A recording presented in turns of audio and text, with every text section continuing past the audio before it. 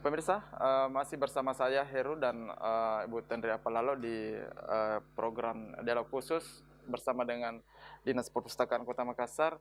Bunda, di sesi terakhir ini soal koleksi buku yang dikelola oleh Dinas Perpustakaan Kota Makassar. Apakah itu sudah cukup atau seperti apa? Belum. Nah, koleksi buku saya itu data terakhir 101.112.365. 100.000 lebih, ya. 101.112.365. Khusus perpustakaan yang ada di sini, ini ada 28.312 yang ada di sini. 28.000 lebih ya, saya tidak mengerti ekornya. Pokoknya 3 sekian.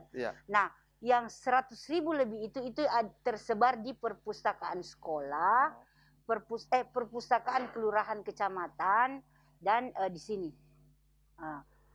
Jadi koleksi yang ada sekarang ini kami akan dalam proses kami masukkan ke aplikasi InList Lite namanya.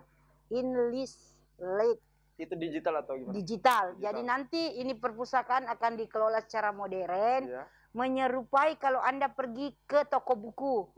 Kita tinggal mengecek ada bukunya, menyetor kartunya juga sudah digital, langsung diambil bukunya. Terus dan itu nanti kartu perpustakaan bisa Anda ambil buku di Jakarta, mengembalikannya di Makassar. Gitu itu prosesnya nanti itu akan begitu arahnya ke perpustakaan modern. Itu targetnya Bunda Tendri 2022? Targetnya Perpustakaan Nasional Pak Sarip Bando yang saya akan copyright ke sini. Saya akan implementasikan. Insya Allah ini nanti kalau kita pindah di kerung-kerung perpustakaan lantai 4 itu sekarang sudah 92, sekian persen pembangunannya. Sudah 90, jadi sedikit lagi. Jadi kalau pindah, makanya memang saya membutuhkan waktu yang lama. Bagaimana karena saya membangun baru. Bagaimana menjadikan wajah perpustakaan Makassar ini gambaran kota dunia. Kami mau target menjadi perpustakaan terbaik. Makanya dari sisi sisi pengelolaan mau ke Jakarta berguru ya? Berguru itu setiap saat. Sejak saya pindah ke sini saya berguru terus. Gitu. Karena ini ilmu baru. Saya malah sering berdiskusi dengan pustakawan, berdiskusi dengan pegawai-pegawai lama karena ini pekerjaan keahlian. Jadi setiap orang adalah guru dan setiap tempat adalah sekolah. Termasuk di perpustakaan kecamatan itu dan perpustakaan kecamatan itu juga kan harus dikelola dengan rapi. Kami lagi melakukan ini. Sekarang ini kita bagaimana kita bisa bergerak masif. Masing-masing orang menata perpustakaannya. Di setiap rumah yang bagus itu kan selalu dia kelihatan akunya baru ada kalau dia punya perpustakaan. Apakah itu termanfaatkan dan tidak? Kami juga nanti akan membuka donasi buku. Siapa yang mau mengirim buku ke kami? Karena kami salurkan kemana-mana juga bukunya. Di kampus-kampus kan biasanya kalau mahasiswa itu akan selesai, mereka menyetor 2 buku. Nah, seperti apa metode donasi buku yang akan kalau kami tidak. Kalau kami ini menginformasikan kepada masyarakat, mereka yang punya buku dan masih bisa buku kan itu tidak pernah matinya. Betul. Dinosikan ke sini, kemudian kami catatkan, kami umumkan ke publik bahwa kami ada juga orang yang baru-baru ini kami mendapat donasi buku dari pegawai PLN. Alumni luar negeri, ibunya banyak sekali buku literatur bahasa Inggris yang dikirimkan. Kemudian kami juga mendapat donasi dari penulis tentang cerita Toriolo. Justru ini yang memberi kami adalah orang bule, mahasiswa dari luar negeri. Bisa sampai orang. Mungkin dia tertarik kemudian memperbanyak buku ini, kemudian menyumbangkan ke kami dengan amanah. Tolong ini ibu salurkan ke sekolah-sekolah SD. Bu, di kecamatan itu, kelurahan itu kan kita masih jarang melihat orang banyak membaca di situ. Saya mulai memikirkan, sekarang kan ada kontainer, ada macam-macam. Mungkin ini harus, kalau telah menghidupkan kegiatan di kontainer itu, maka salah satu yang mereka harus jadikan tempat ini minimal jadi tempat membaca surat kabar, atau tempat membaca buku. Jadi kontainer ini bukan saat ini kan lagi ramenya karena semua orang vaksin di sana. Bagaimana misalnya kalau vaksin sudah berakhir? Kan ini maunya Bapak DP ini, Pak Wali Kota, ini menjadi pusat aktivitas sosial di kecamatan itu, di kelurahan itu. Nah, salah satunya sasaran kami, nah kami mau bawakan buku-buku, pojok buku misalnya di situ. Terintegrasi semua ke situ ya? Iya, jadi semua yang ada di otak saya ini, nanti semua tempat itu orang semua membaca.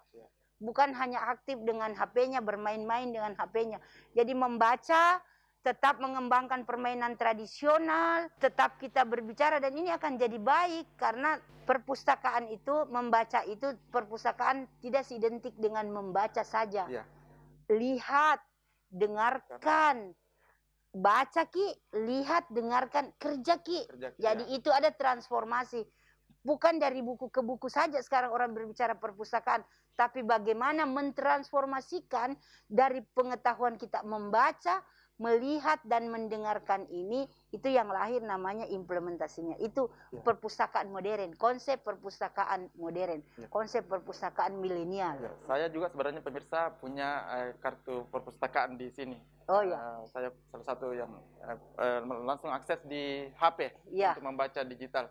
Ya. Nah, Bunda, yang terakhir ini mungkin kita akan, sebelum kita closing, ya, terkait dengan banyak orang masih belum mengerti bagaimana mengakses perpustakaan ini, apakah secara umum bisa diakses atau misalnya cuman warga Makassar saja atau bisa dari KTP luar Makassar?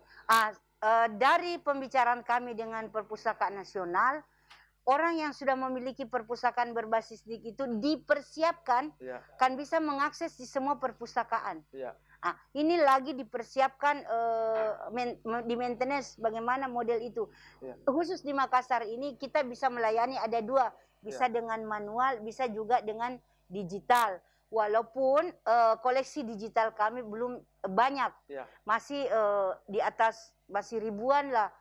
Kalau ini sekarang di Inlislai kami ya, sudah menginput buku hampir 10.000. Sudah 8.000 sekian. Tapi akan terus terus akan kami menginput sampai kami menghabiskan judul di sini yang menurut catatan manualnya ada 28.000. Tapi total koleksi buku yang ada di semua perpustakaan kami 112.365. 365. Ya, Bunda, closing statement, pesan terakhir sebelum kita tutup perjumpaan kita di dialog ini. Ya, semua keluarga harus mengajari anak-anaknya membaca dan menulis. Karena mengajari anak-anak membaca dan menulis di masa kecil itu namanya mengajari anak-anak jujur pada dirinya sendiri. Kedua, di sekolah kami harap guru itu menciptakan suasana bagaimana anak-anak cinta buku. Guru menciptakan suasana. Anak-anak harus dipaksa untuk membaca, tidak boleh tidak. Anak-anak harus diajari bahwa memegang HP itu kebutuhannya kebutuhan belajar. Setelah itu kepentingan membaca tetap ada di buku. Terima kasih banyak Bunda, luar biasa statementnya. Mari kita terus membaca pemirsa dan baca Ki, lihat Ki, dan dengar Ki, kerja Ki. BLDK ya. 4 Ki. Ya. Terima kasih Bunda atas waktunya hari ini, sangat menarik soal buku dan perpustakaan. Pemirsa, demikianlah perjumpaan kita di edisi kali ini. Sampai jumpa di pertemuan-pertemuan berikutnya. Assalamualaikum warahmatullahi wabarakatuh. Waalaikumsalam warahmatullahi wabarakatuh.